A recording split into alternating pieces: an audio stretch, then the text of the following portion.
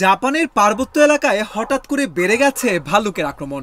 আর সেই আক্রমণ ঠেকাতে স্থানীয় প্রশাসন তৈরি করেছে বিশ্বের প্রথম বার্কিং ড্রোন, যেটি কুকুরের ঘেউ ঘেউ শব্দ আর আতশবাজির শব্দ বাজিয়ে দূরে রাখছে ক্ষুধার্ত ভাল্লুকগুলোকে। এই নতুন ভাল্লুক প্রতিরোধক আজ জাপান জুড়েই আলোচনায়।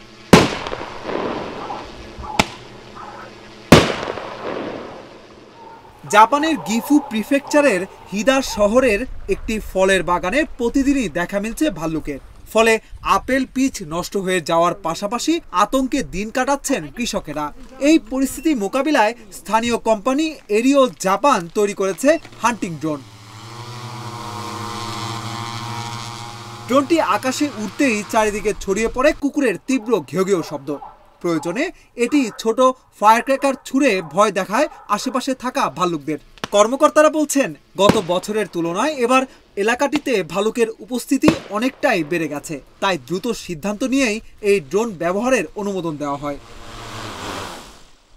স্থানীয় পরিবেশ অধিদপ্তরের কর্মকর্তা নাওফুমি ইয়োশিকাওয়া বলেন, হাতে তাড়ানো বা কুকুর ব্যবহার করা সম্ভব হলেও তাৎক্ষণিকভাবে কার্যকর সমাধান ছিল ড্রোন।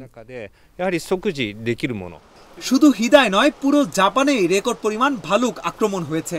এপ্রিল থেকে এখন পর্যন্ত আহত হয়েছেন 220 জন, মৃত্যু হয়েছে 13 জনের, এর মধ্যে গত মাসেই 7 জন। যুক্তরাষ্ট্র, চীন ও যুক্তরাজ্য ইতোমধ্যে জাপান ভ্রমণকারীদের সতর্ক করেছে।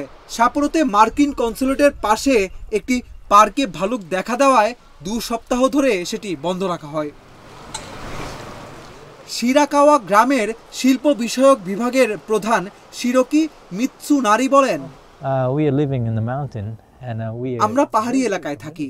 ভাল্লুক আমাদের পরিচিত প্রাণী, তবু পর্যটকের ওপর আক্রমণ ঠেকাতে না পারা আমাদের জন্য লজ্জার। আমরা আর এমনটা হতে দেব না।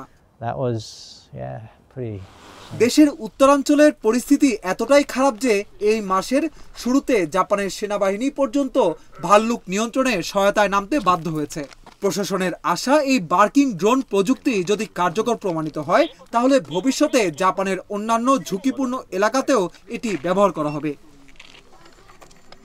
অভিষেক তরফদার, অঞ্জন, ইন্ডিপেন্ডেন্ট ডিজিটাল।